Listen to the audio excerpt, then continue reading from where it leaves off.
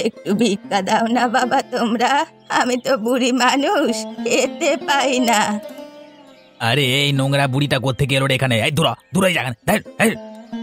খুব গরিব আমি, আমাকে এরকম করে তাড়িয়ে দিও না। তোমরা তো কত বড় লোক, কত বড় বড় আয়োজন করেছো, আমাকে একটু খেতে দিলে, একটু ভিক্ষা দিলে কি তোমাদের কমে যাবে? ওরে বুড়ি, তোকে কে বোঝাবে যে এটা গ্রামের জমিদারের ছেলের বিয়ে হচ্ছে? ওখানে তোর মতো নোংরা অসভ্য লোকেদের ঢোকা মানা। এই জমিদার দেখতে পেলে ঝামেলা হবে। আচ্ছা, আমাকে একটু খেতে দাও, আমি চলে যাব, আর আসবো না। তোকে খেতে দিতে বই গেছে। এই খগেন, কি হয়েছে রে? এই বুড়িটা এখানে কি করছে? দেখুন না বাবু, কখন থেকে বলছি চলে যেতেই চাইছে না। তাহলে কি আমি নাচবো? আরে যেতে চাইছে না তো ঘাড় ধরে বার করে দে ঘরের বাইরে। এখানে সব অসভ্য ছোট লোকের কোনো জায়গা নাই, আজ যাতে না দেখতে পাই যাবে। আমাকে দয়া করুন বাবু, এরকম করবেন না। আপনি তো জানেন কপালের দোষে আজ আমার এই অবস্থা। এই অন্য সময় তুই তোর গল্প শোনাবি, বেরো কেন, বেরো। এ কে তুমি? আগে তো কোনোদিন গ্রামে দেখিনি তোমাকে। আমি এর আগে কখনো গ্রামে আসিনি। তাহলে এখন কোত্থেকে এলে? আমার বাবা মা মারা গেছে, আমি অনাথ। আমাদের আগের গ্রামে আমার বাড়ি ঘরদোর সব নিলামে চলে গেছে, তাই থাকবার জায়গা নেই, এই গ্রামে চলে এসেছি। আহারে, তুমি তো তাহলে খুব দুঃখী। তা এখানে কিভাবে থাকবে কিছু ভেবেছো? আমার তো এখানে কেউ চেনাশোনা নেই, আমি শুধু বেড়াতে বেড়াতে চলে এসেছি, আর এই গ্রামটা খুব ভালো লেগেছে, তাই ভাবছি এখানে থাকবো, কিন্তু কিভাবে থাকবো কিছুই জানি না। তোমাকে আমার খুব ভালো লেগেছে, আমি তোমাকে সাহায্য করতে পারি। তা তুমি আমাকে সাহায্য করবে? তাহলে আমরা দুজনে মিলে নতুন কিছু শুরু করতে পারি। কি শুরু করবে বলো? তোমার চাষ করবার জমি আছে? হ্যাঁ, আমাদের অনেক জমি আছে। আমি পড়াশোনা শিখেছি, কিভাবে আরো উন্নত রকম করে চাষবাস করা যায় সব কিছু আমি জানি। তাহলে আমরা দুজন মিলে মন দিয়ে চাষ করে আরো অনেক ফসল করতে পারবো। তাহলে সেটা তো খুবই ভালো বুদ্ধি। এই গ্রামের মধ্যে আমাদের সব থেকে ভালো ফসল হবে, আর আমরা শহরে গিয়ে বিক্রি করতে পারবো। সৎ পথে পয়সা রোজগার করে মাথা উঁচু করে বাঁচতে পারবো সমাজে। তবে তাই হোক, আমরা দুজনে মিলেমিশে স্বপ্ন দেখব, আমরা দুজন মিলেমিশে সফল হব। কিন্তু আমি থাকবো কোথায় কিছুই তো বুঝতে পারছি না। তোমার থাকবার ব্যবস্থা ঠিক হয়ে যাবে, এখন আপাতত আমাদের বাড়িতে এসো। কি হয়েছে ভাই, এখানে বসে এভাবে কাঁদছিস কেন? আবার সর্বনাশ হয়ে গেছে রে। কি সর্বনাশ হয়ে গেছে সেটা তো বলবি। বাবা মারা গেছে রে। কি বলিস কি, তোর বাবা মারা গেছে? তাহলে তো তোর বাড়িতে থাকা দরকার, তুই রাস্তায় বসে কি করছিস? মাথায় একটাই চিন্তা, পকেটে একটা টাকা নেই, ঘরে কিচ্ছু নেই, কিভাবে যে কি করব কিছুই বুঝতে পারছি না। আমাদের ফসল তো এখন জমিতেই আছে, ওঠেনি, এর মধ্যে এতটা বড় বিপদ। সেটাই তো কিছুতেই ভাবতে পারছি না আমি কিভাবে কি করব। ভাই, তুই আমাকে আমার বিপদের সময় সাহায্য করেছিলিস। আমার যখন এই গ্রামে আশ্রয় ছিল না, পেটে ভাত ছিল না, মাথার উপরে ছাদ ছিল না, তখন তুই আমাকে থাকতে দিয়েছিলিস। আর এখন আমি যে করি হোক তোকে সাহায্য করব, তুই চিন্তা করিস না। কিন্তু কিভাবে? তোর অবস্থাও তো একই। আমি চেষ্টা করব, তবে একটা কথা বলবো ভাই, গ্রামের মধ্যে সব থেকে ভালো মানুষটা বোধহয় মারা গেলেন। হরিপদ বাবুকে আমি শেষে যে কতদিন দেখে এসেছি, তাতেই আমি বুঝেছিলাম মানুষটা খুব ভালো ছিলেন, খুব সৎ মানুষ ছিলেন। একদম ঠিক কথা বলেছিস, বাবার মতো সৎ মানুষ আর হয় না। চল চল, এখন তোর বাড়িতে যাই, তারপর ওখান থেকে শ্মশানে যাব, আর বাকি ব্যবস্থা করব। টাকা পয়সার ব্যাপারে একদম চিন্তা করবি না, আমি দেখছি কোথা থেকে কিছু জোগাড় করানো যায় কিনা। ঠিক আছে, তুই যখন বন্ধু হয়ে পাশে আছিস, ভরসা দিচ্ছিস, তখন সাহস পাচ্ছি রে।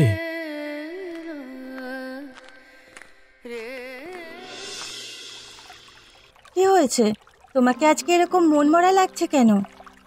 অনেকগুলো বিষয় নিয়ে চিন্তিত। কি বিষয় নিয়ে শুনি? ভাবছি ভালোবাসা আর সংসার করা দুটো আলাদা জিনিস, কিভাবে যে সবকিছু ঠিক করতে পারবো জানি না। হঠাৎ করে এসব ভাবনা তোমার মাথায় এলো কি করে? আসতে বাধ্য হয়েছে। গোপালের বাবা হরিপদবাবু মারা গেলেন যখন, তখন দেখলাম ওর হাতে একটা টাকাও ছিল না। লতা বৌদিও কত ভালো মানুষ, তবুও দুজনের সংসার চালাতে গিয়ে নাকানি চোবানি খাচ্ছে। ধুর, তুমি বড্ড বেশি চিন্তা করো। চিন্তা করব না? অন্য গ্রাম থেকে কপালের দোষে এখানে এসে উঠেছি, তারপরে তোমার মতো একটা এত ভালো মেয়েকে পেয়েছি কপাল করে। তারপর যদি তোমাকে সুখী না করতে পারি, নিজেকে কোনোদিন ক্ষমা করতে পারবো না। তুমি আমাকে সুখী করতে পারবে না এরকম চিন্তা ভাবনা কেন করছো? দেখো, আমি চাষবাস করে খাই, যতই একটু পড়াশোনা শিখে থাকি, কিন্তু কোন বছর ভালো চাষ হবে আর কোন বছর হবে না তা তো আমাদের হাতে নেই, তাই বলছি। তুমি অত কিছু চিন্তা করো না, যা হবে সব ভালোই হবে। এত লোক এত রকম ভাবে বেঁচে আছে, আর আমরা বাঁচতে পারবো না? চলো, এতদিন পর দেখা হলো, আমরা একটু অন্যরকম কিছু কথা বলি। তোমাকে আমার খুব ভালো লাগে, সেই জন্যই হয়তো তোমাকে এত ভালোবেসে ফেলেছি। আমারও তোমাকে খুব ভালো লাগে, সেজন্য গ্রামে এত মানুষ থাকতেও তোমাকে বিয়ে করার সিদ্ধান্ত নিয়েছি। কোনোদিন তুমি যেন আমাকে আমার বিশ্বাস ভেঙো না। অসৎ পথে কোনোদিনও যেও না, সৎ পথে থেকে আমরা জীবন চালাতে পারবো। কোনোদিন আমি অসৎ পথে যাব না গো। দেখো, যদি অসৎ পথে গিয়ে একটু বেশি রোজগার হয়, কিন্তু সেই রোজগারের টাকা টেকে না, উল্টে ক্ষতি হয়। তাই বলছি, সৎ পথে থাকো। তোমার দিব্যি আমি সারা জীবন সৎ পথে থাকবো। আচ্ছা চলো তো, একটু ওদিকটায় ঘুরে আসা যাক, জঙ্গলের দিকে কত সুন্দর সুন্দর ফুল ফুটে আছে। চলো ঘুরে আসি। চলো চলো, বেশ মজা হবে। জি জি জি জি বাবু, গ্রামটা দেখছি আর ভদ্র মানুষের থাকার জায়গা নেই। তাই তো দেখছি রে, একেবারে ছোট লোকদের জায়গা হয়ে উঠলো কেন? সত্যি কথা বলছি বাবু, আগে এরকম ছিল না, এখন এরকম হয়ে উঠেছে। কি করে হলো এরকম? আগে তো এরকম ছিল না। তা ওই যে শয়তান রতন এসেছে বাইরে থেকে, উড়ে এসে জুড়ে বসেছে এই গ্রামে, মানে ও আর গোপাল হয়ে উঠেছে ওর প্রিয় বন্ধু। তারপর থেকেই তো শুরু হয়েছে যত সব মানে গ্রামের মেয়ে মানুষদের নিয়ে এইসব চলছে আর কি। একটা বিহিত করতেই হবে, না হলে তার চোখে সহ্য করা যাচ্ছে না। কি করা যায় বলুন তো? যে করি হোক, রতনকে সবার সামনে খারাপ করতে হবে, আর কাজটা এমনভাবে করতে হবে যেন কেউ না জানে যে আমরা পেছনে জড়িত আছি। সবাই রতনকে খারাপ ভাববে, এমনকি ওর প্রিয় বন্ধু গোপালও। তারপর ওকে তাড়ানো আমাদের জন্য খুব সহজ হয়ে যাবে। তাহলে তো ওই যে নতুন মেয়েটাকে নিয়ে ঘুরছে নীলিমা, ওর কাছেও খারাপ করে দেওয়া হবে। তাহলে আর মুখে বলে কি করছিস? কাজে লেগে পড়, তারপর বাড়ি ছাড়খাড় করে দে সবকিছু। এবারে বেটা বুঝবে, এতদিন আমরা যা করতে চেয়ে পারিনি, তুই তা করবি কি করে? এবারে হবে বেটা, তোমার গল্পটি ফুরলো আর নোটে গাছটি মুড়লো। হ্যাঁ, অনেক হয়েছে ভাই, আর পারা যাচ্ছে না, চল একটু বসি। এইটুকু করে নিয়ে বসলে হতো না? এইটুকু পরে করা হবে, আগে শরীর বাঁচলে অনেক কাজ হবে, বুঝলি? চল, তবে আমারও কষ্ট হচ্ছে যদিও।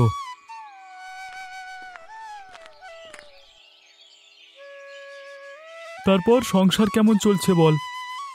কষ্ট করে যে করে হোক কেটে যাচ্ছে, ভালো দিন তো আর আসছে না। বিশ্বাস রাখ ভাই, ভালো দিন আসবেই আসবে। কবে আসবে বলতো? এত বড় একটা কাণ্ড হয়ে গেল, বাবা মারা গেল। বাবা বলতো ভালো দিন আসবে, কিন্তু আর তো ভালো লাগছে না। কিন্তু বিশ্বাস হারালে তো চলবে না। নিজের জন্য কষ্ট পাই না, বুঝলি তো? কষ্ট হয় তোর বৌদির জন্য। বেচারি সারা জীবন শুধু আমাদের সংসারের জন্য খেটে গেল, কিন্তু কিছুই দিতে পারলাম না আমি। এই ভয়টা আমিও পাই, আর সেই জন্যই। কি, প্রেম করেও বিয়ে করবার ভয় পাচ্ছিস তাই তো? একদম ঠিক কথা বলেছিস ভাই। কিছু ছিল না, তুই আশ্রয় দিয়েছিলিস, তাও কষ্ট করে একরকম দিন কেটে যাচ্ছে আমার। কিন্তু এত বড় দায়িত্বটা নেওয়ার পর যদি সঠিকভাবে পালন না করতে পারি, তখন তো আমার অনেক কষ্ট হবে। কিন্তু নিতে তো হবেই দায়িত্ব। ভালো যখন বেসেছিস, আর নীলিমা মেয়েটাও যখন ভালো, তখন বিয়েটা করে ফেল। অভাব কি কোনোদিন কাটবে আমাদের? কাটবে কাটবে, ঠিক কাটবে। তুই তো বললি এক্ষুনি ভরসা রাখতে। যিনি কাটানোর মালিক সে কাটাবেন, ওপর থেকে তো দেখছেন তিনি। ঠিক আছে, তুই যখন বলছিস তাই হবে। এখন আজ কি খাবার নিয়ে এসেছি, তাড়াতাড়ি বার কর তো, খেয়ে ফেলি, খিদে পেয়েছে খুব। গ্রামের খবর বল খগেন। চারপাশে শুধু লজ্জা আর লজ্জা বাবু। লজ্জা কিরকম? এই রতন নামে ছোট লোকটার সাথে সবাই মিলেমিশে একেবারে নোংরা হয়ে যাচ্ছে। তোকে তো বলেছিলাম একটা ব্যবস্থা করতে, তুই কেন কিছু এখনো ব্যবস্থা করিসনি? কি ব্যবস্থা করব কিছু ভেবে পাচ্ছি না বাবু। শোন, এমন কিছু একটা করতে হবে যাতে সাপ মরবে অথচ লাঠিও ভাঙবে না। কাঁটা দিয়ে কাঁটা তোলা বুঝিস? কিরকম বাবু? ধুর, তোদের মতো মূর্খ গামবাট লোকেদের সাথে কথা বলতে বিরক্ত লাগে। বলছি যে গোপাল তো ওর প্রিয় বন্ধু, তাহলে গোপালকে চুগলি করে ওদের দুজনের মধ্যে ক্যাঁচাল লাগিয়ে দে। এটা তো আমিও ভেবেছিলাম বাবু, এমন কিছু করব যাতে দুজনই লড়ে লড়ে মরে আর কি। এমন কাজ করবি যাতে বিয়েটা ভেঙে যায়। ওই বিয়েটা ভাঙা আমাদের জন্য খুব জরুরি। কেন বাবু এরকম বলছেন কেন? ওই যে মেয়েটা, ওদের বাপের অনেক সম্পত্তি। একবার এরকম ধাক্কা লাগলে ওর বাপটা এসে পড়বে আমার পায়ে, আর সেই সুযোগে আমি ওদের সব সম্পত্তি হাতিয়ে নিতে পারবো। বাহ, এই তো আমি চাই বাবু, এটা তো খুব ভালো কথা। বৌদি, গোপাল বাড়ি আছে? হ্যাঁ আছে বাড়িতে, ওই যে ঘরের ভিতরে। তোমরা সবাই ভালো আছো তো? হ্যাঁ আমরা ভালো আছি। যাই তাহলে। হ্যাঁ যাও। কিরে ভাই গোপাল, কি খবর? আরে খগেন, এসো এসো, বসো। কিছু দরকার ছিল নাকি? একটা বিশেষ কথা জানানোর জন্য আসা তোর কাছে। কি কথা শুনি? কথাটা কিভাবে যে বলবো সেটাই বুঝতে পারছি না। কথাটা লজ্জার, মানে তুই বিশ্বাস করবি কিনা সেটাও ঠিক, মানে আরে তুমি বলবে আমি বিশ্বাস করব না, এটা কি কখনো হয়? একেবারে নির্দ্বিধায় বলো। কিছু কিছু মানুষ থাকে যারা এই মানুষের সাথে থাকে কিন্তু সামনে একরকম ব্যবহার করে আর পেছনে একরকম। তাদের থেকে সবসময় এড়িয়ে চলতে হয় ভাই। সেটা তো একদম ঠিক কথা, কিন্তু এরকম কে বলো তো? কার কথা বলছো তুমি? আছে একজন তোর প্রিয় বন্ধু। আমার প্রিয় বন্ধু মানে? আমার তো এই গ্রামে একজনই বন্ধু আছে, সেটা রতন। আমি রতনের কথাই বলছি। কি বলছো কি তুমি? ও কোনোদিন কারোর ক্ষতি করেনি, আর তোমার ক্ষতি তো কোনোদিন করবেই না। কে বলেছে তোকে? জমিদার জানে সবকিছু, আর জমিদার অবিনাশ বাবু আমাকে নিজে বলেছে তোকে জানাতে। কি বলেছেন শুনি? আর উনি কি করে জানলেন? আসলে উনি আছেন তো আমাদের সকলের ভালো মন্দ দেখবার জন্য, তাই ওনার নজরে কোনো কিছুই, মানে কোনো কিছু এড়িয়ে যায় না। উনি সব কিছু দেখতে পান, জানতে পারেন, বুঝতে পারেন। সেটা তো ঠিকই কথা, কিন্তু বলবি কি সেটা তো বল পরিষ্কার করে। অবিনাশ বাবুর মতো একটা ভালো মানুষের মৃত্যুতে আমরা সবাই খুব কষ্ট পেয়েছি, কিন্তু এই মৃত্যুটা একদমই স্বাভাবিক নয়। মানে? তুই একবার একটু ভেবে দেখ তো, যে মানুষটা পুরো ভালো মানুষ ছিলেন হঠাৎ করে কি করে মৃত্যু হলো। সেটা তো আমিও ভাবছি, এখনো জিনিসটা নিয়ে ভাবি, কিন্তু কিছুই বুঝতে পারি না।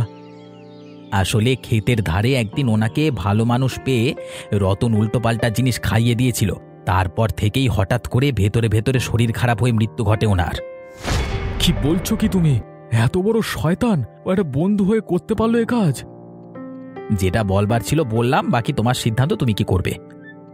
তুমি আমাকে সবটা জানিয়ে খুব ভালো কাজ করেছো। আমি এবার ওকে ওকে শেষ করে দেব। ওর যখন কিছু ছিল না আমি সাহায্য করেছি। যাকে রাজা বানিয়েছি তাকে ভিখিরি বানাতেও আমার 2 মিনিট সময় লাগবে না। সেটা তোমার ব্যক্তিগত বিষয়, আমি এখন আসি।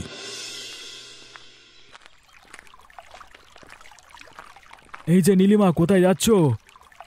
বাড়ি যাচ্ছি গোপালদা। বৌদি ভালো আছে? তোমরা সবাই ভালো আছো? আমরা সবাই ভালো আছি, কিন্তু নিজের পায়ে এভাবে নিজে কুড়ুলটা না মারলি পারতে। হঠাৎ করে তুমি আমাকে এরকম কথা বলছো কেন? তুমি তো কোনোদিন এরকম ভাবে কথা বলো না। বাধ্য হচ্ছে এরকম ভাবে কথা বলতে। কি বলতে চাও একটু পরিষ্কার করে বলো তো, আমার কেমন সন্দেহ হচ্ছে। দেখো, আমার প্রিয় বন্ধু ছিল রতন।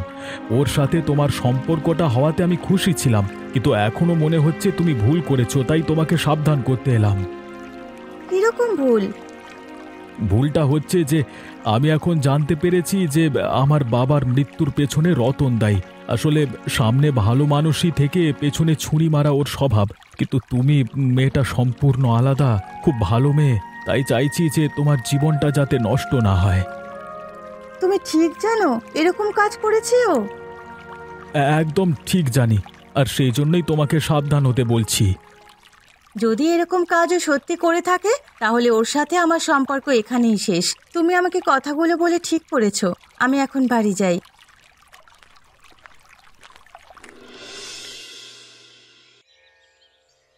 তোদের সম্পর্কটা এভাবে ভেঙে যাবে আমি কোনোদিন চাইনি।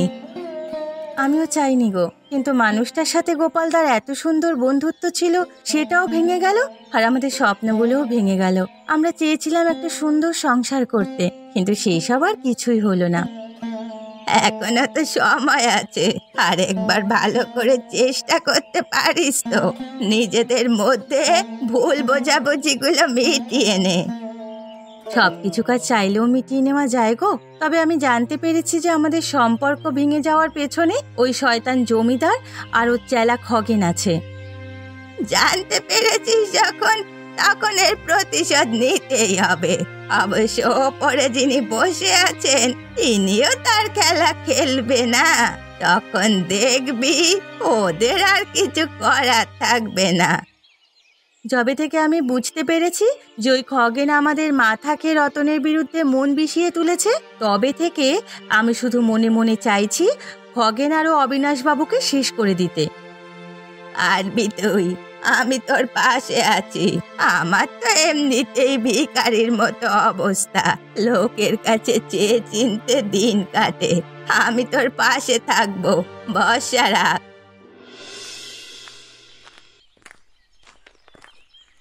ও বুড়িমা, বুড়িমা এবার শুনে যাবে এদিকে। কি হয়েছে বাবু, আপনার এরকম অবস্থা কেন? এরকম ভাবে রাস্তায় রাস্তায় ঘুরছেন কেন? একদিন অহংকারের বশে তোমাকে বাড়ি থেকে তাড়িয়ে দিয়েছিলাম, মনে আছে? মনে আছে, আপনার ছেলের বিয়ে ছিল আর আমি খেতে পাই না বলে একটু লোভ করে খেতে গিয়েছিলাম, আর ভিক্ষা চাইতে গিয়েছিলাম বলে আমাকে নোংরা দেখে আপনারা তাড়িয়ে দিয়েছিলেন আপনাদের এই বড়লোকি আসর থেকে। জীবনে হয়তো অহংকারের বশে না জেনে বুঝে অনেক ভুল করে ফেলেছে তোমাদের এই জমিদার অবিনাশবাবু। অনেক পাপ করেছি আমি, তাই শাস্তি পাচ্ছি। কি হয়েছে আপনার? আমার ছেলে পলাশ প্রচণ্ড অসুস্থ, প্রচণ্ড জ্বর হয়েছে, একদম উঠতে পারছে না বিছানা থেকে। তুমি তো জানো ও আমার একমাত্র অবলম্বন। টাকা পয়সা আমার কোনো কিছু দরকার নেই, কিন্তু আমার ছেলেটা যেন ভালো থাকে। তুই আমাকে ক্ষমা করে দিও গো। আমি ক্ষমা করলেই কি আপনার ছেলে ভালো হয়ে যাবে? হয়ে যাবে ভালো, কারণ তুমি পুরনো দিনের মানুষ। তুমি অনেক ওষুধ জানো, এমন একটা ওষুধ বলো যাতে ও তাড়াতাড়ি ভালো হয়ে যায়। ওকে যে ভালো করতে পারবে তাকে আমি মাথায় তুলে রাখবো। বাঁশের ভিতর খাসের মাংস রান্না করে খাওয়াতে হবে, সেটা আপনারা পারবেন না। রতনের হবু বউ নীলিমা পারে। ওর যদি দয়া হয় তাহলে আপনাকে ক্ষমা করে খাওয়াবে।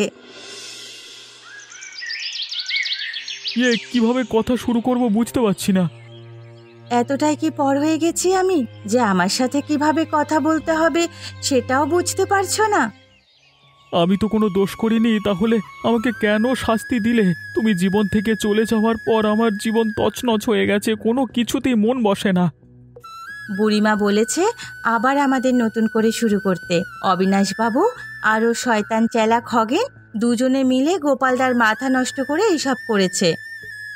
গোপাল আমার প্রিয় বন্ধু, আজ না হোক কাল ও নিজের ভুল বুঝতে পারবে, কিন্তু আমরা যেন নতুন করে আরেকবার শুরু করি। তুমি যদি চাও তাহলে আমিও রাজি আছি। আমার মাথায় একটা বুদ্ধি আছে। তাহলে কি বুদ্ধি শুনি? আর দেরি করব না, তাহলে এবার তাড়াতাড়ি বিয়ে করে ফেলবো।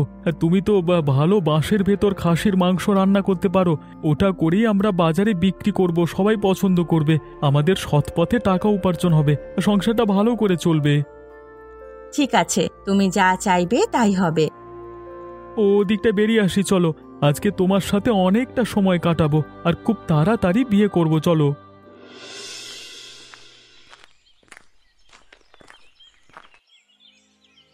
পেন্নাম ওই জমিদার বাবু, শুনলাম আপনার ছেলে পলাশের নাকি খুব শরীর খারাপ। তোমরা এসেছো? বুড়িমা বলেছিল তোমরাই ওকে সুস্থ করতে পারবে। বুড়িমা আমাদেরও অনুরোধ করেছে, তাই এসেছে। না হলে তো এই বাড়িতে পায়ের ধুলো দিতাম না। এরকম শয়তানের বাড়িতে আসতে আমাদের বইই গেছে। তোমরা যা বলবে আমি তাই শুনবো। কারণ অপরাধ আমি করেছি। তোমরা আমাকে ক্ষমা করে দাও। আমি অহংকারের বশে তোমাদের মাঝে বিভেদ সৃষ্টি করেছিলাম। আর ভেবেছিলেন যে আমরা ঝামেলা করব নিজেদের মধ্যে আর আপনি মজা নেবেন, না? দেখলেন তো অন্যের ক্ষতি করলে কি হয়। যাই হোক, কুকুরের লেজ কোনোদিন সোজা হয় না। ভাববেন না আপনাকে দেখে ভয় পেয়ে এসেছি। আপনাকে দেখে ভয় পাওয়ার কিছু নেই, দয়া করে এসেছি। আমরা বাজারে একটা দোকান দেব, বাঁশের ভিতর খাসির মাংসের দোকান। বুড়িমা বললেন যে এই খাবারটা খাওয়ালে আপনার ছেলে সুস্থ হয়ে যাবে। ছেলেকে আপনি সুস্থ করুন, আমি আসছি। হে ওপরওয়ালা, তোমার অসীম কৃপা, তুমি ওদের পাঠিয়ে দিয়েছ, আমার উপর কৃপা করেছ। আর তোমাদের সবার কাছে অনুরোধ, তোমরা কারোর কোনোদিন ক্ষতি করো না, তাহলে আমার মতোই অবস্থা হবে। আর এরকম মজার মজার ভিডিও দেখতে এই চ্যানেলটিকে সাবস্ক্রাইব করতে ভুলো না।